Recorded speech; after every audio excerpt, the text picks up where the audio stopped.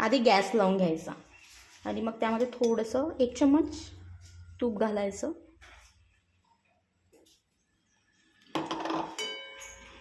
तूप घालून घ्यायचं आणि मग त्याला छान मेल्ट होऊ द्यायचं.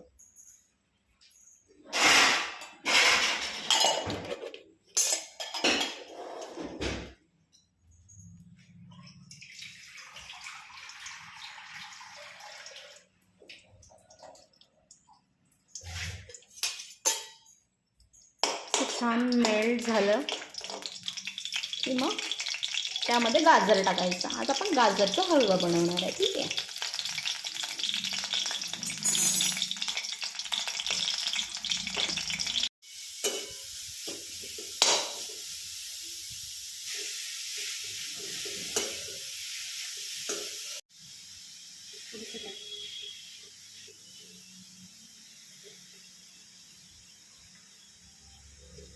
याला चांगलं लाल होतपर्यंत याला मग मी परतायचं ना.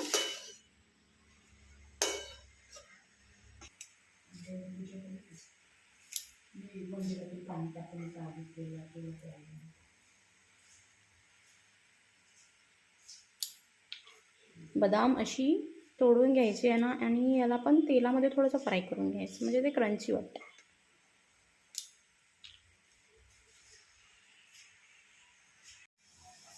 साखर घालून घ्या चवीनुसार.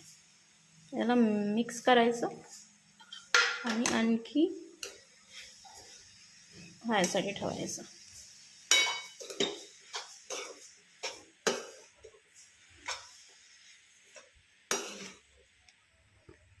हे घेऊन तूप घेऊन आता आपण याच्यात बदाम टाकूया क्रिस्पी व्हायला.